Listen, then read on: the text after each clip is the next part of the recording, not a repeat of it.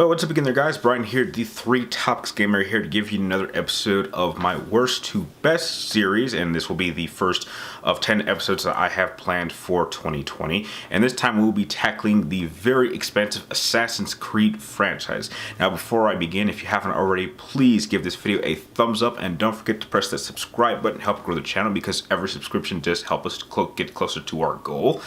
And before I get into the ranking of this video, I decided to try something just a little bit different. Now, the style that I decided to do this particular episode is to do it in the tier list style, because this is very, very expansive. So instead of doing a typical video in the original style that I usually do, which, you know, for something like this would take like 30 minutes, I decided to just do a much more simpler format, just to kind of test the waters, just to see how you guys would react to it.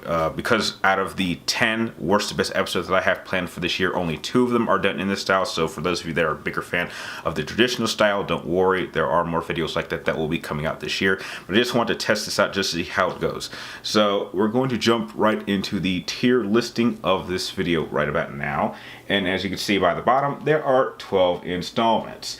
Now, I haven't played all of them, so we have to get those ones out of the way, but I do think that my particular ranking is going to be quite interesting. But before I begin, just don't forget that this is my personal opinion, so don't feel too bad if I perhaps put, you know, one of your particular favorite games pretty low on my list. So, starting off, let's get the 3 that I haven't played for specific reasons. Now, the 3 that I have not played personally mainly all came after Black Flag came out, because that game was so incredible that I was just kind of burnt out of the franchise at that point. And the 3 installments that I have not played is Unity, which I personally have no interest in ever wanting to play, Syndicate, which seems interesting, but I think I'm going to go out of my way to play, and of course Origins, which I really do want to play. I just haven't found the time, or I don't really have the means to just go out of my way to actually get it. But that is something that I do hope I get to play one day. So jumping right into the official ranking, unfortunately, lowest and perhaps the worst Assassin's Creed game that I actually have played on my list sadly has to go to the very first Assassin's Creed. I first played this on my brother's PlayStation 3 before even I had one, and I did not like this game at all. I think I played it for like maybe 2 hours, and I just got tired of it. Wasn't working. The controls are awful. The story made no sense. The controls were clunky. I mean, it was the first game. I think after like maybe 2 hours, I was just like, I don't want to play this anymore. And I really thought that that was going to be the end of my Assassin's Creed experience. Luckily, it wasn't, and I'm very thankful for that. But sadly, I cannot change the fact that that is probably the worst Assassin's Creed game that I've played. Moving on, I am actually going to go with something that I think might shock a lot of you people, and I have to go with Assassin's Creed Revelations. Now, there's no question that I think that the Ezio Trilogy is pretty good 2 out of 3 games. I really was surprised by 2, and you guys are going to know my opinion on Brotherhood later on in the video. But by Revelations, I was really just kind of burned out of the Ezio character. And I played through this game extensively, but I could never actually finish it. I didn't hate the game, it's just when you have a story about one character and they're trying to connect it to another character that is from a game that I really did not like, and I just didn't care for it. I know that Alt here does have his fans. I am not a fan of him, so anytime you put him or just shoehorn him into your game, I just lose complete interest. And so the more they kept doing it, the less interested I got into it. And so sadly, I know how the Ezio story ends ultimately, but I just could not get myself to finish Revelations, which is why it is so low on this list. Now, following that up, and ahead of that game, I actually am going to put Assassin's Creed Liberation. This was actually quite a surprise. This is interesting. I think it works. I think my issue with Liberation, because I like Liberation, I actually really did enjoy playing it when I had to do my research for a versus series matchup that I did in the past. I just felt that Liberation felt a little too small. I think it works when you connect it to another game in the franchise, but I think on its own it felt just way too small. It almost kind of felt like if there was like a a full Assassin's Creed game, this would be like an Assassin's Creed .5. It didn't feel like a full game. I mean, it had some story, it had some locations, but just to me, it just felt way too small. But I really did enjoy playing it when I did. Moving up on the list, I am going to put Assassin's Creed. This might surprise some people. 3. Now, believe it or not, I've actually heard that a lot of people don't like 3, which is surprising because I think 3 actually works when you set it during the period of the American Revolution. I think Connor is himself not that interesting of a character, but I think that the setting that he is placed in actually works. I think he's a solid character for the setting that they've placed him in. I thought that the combat was actually very much improved upon, but without question, the best aspect of Assassin's Creed 3 was in fact the naval combat. And as time has gone on, I've actually kind of learned to enjoy this game more and more. And I even said that in my review, like the best thing about this game was the naval combat. And if they had made just a whole game around the naval combat aspect, it would be a phenomenal game. And as we know, they actually did eventually do that, which we will get into once we get to its place on this ranking. Moving on, we have to go with Assassin's Creed Rogue.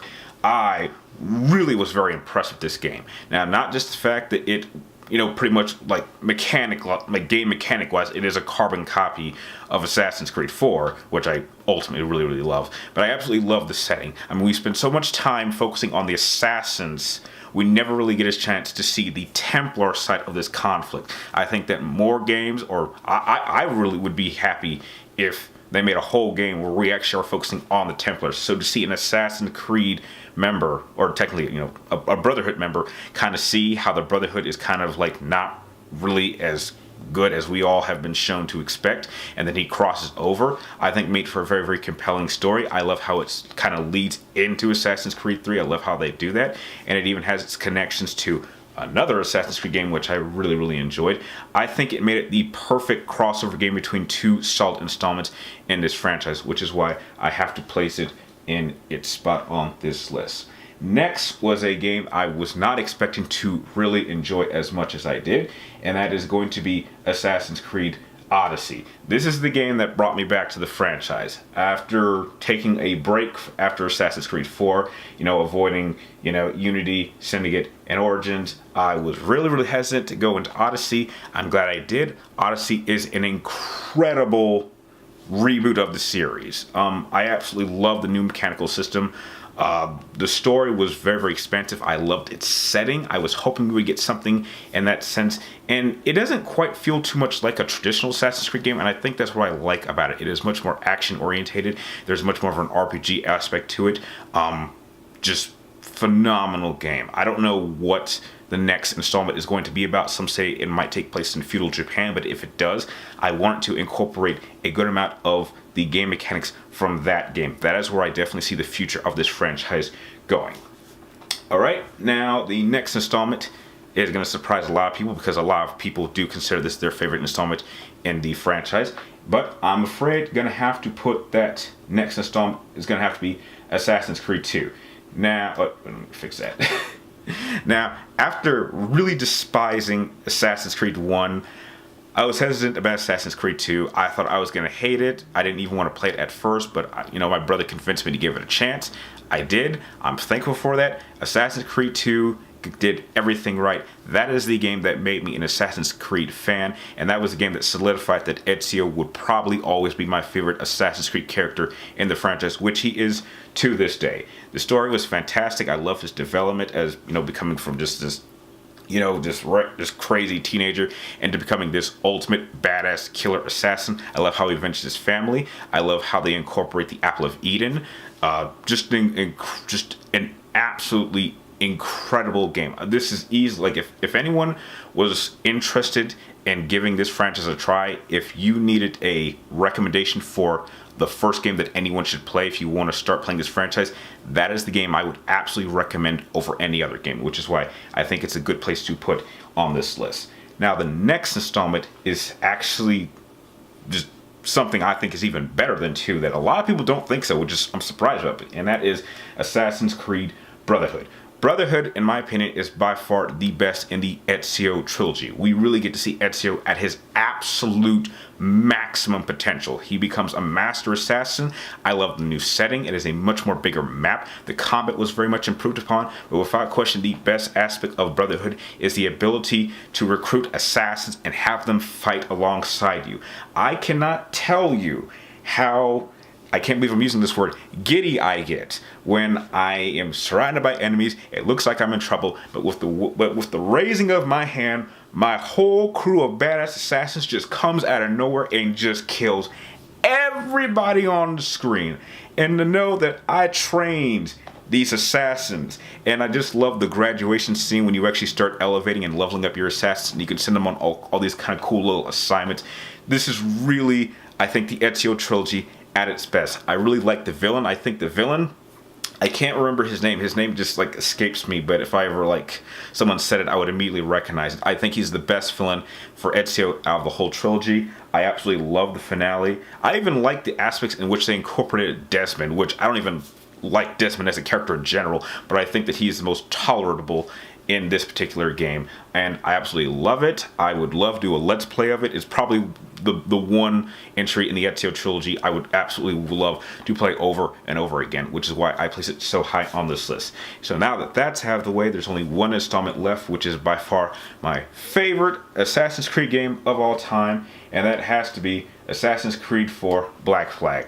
I think this is without a doubt the one aspect of this is the most fun I've ever had with an Assassin's Creed game ever.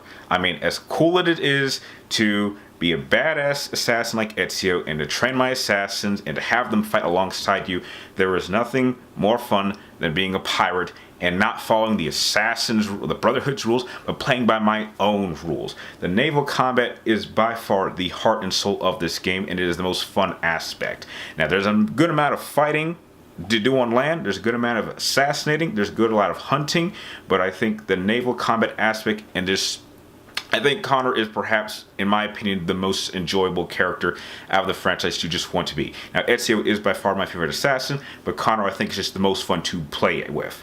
So with that, that ends the ranking of the Assassin's Creed game in my particular order. If you guys have your own particular order of how you would rank them, please share that with me and everyone else in the comments down below. And if you like this video, don't forget to give this video a thumbs up and subscribe. And like always, thank you guys for watching. You're awesome, and I will see you next time.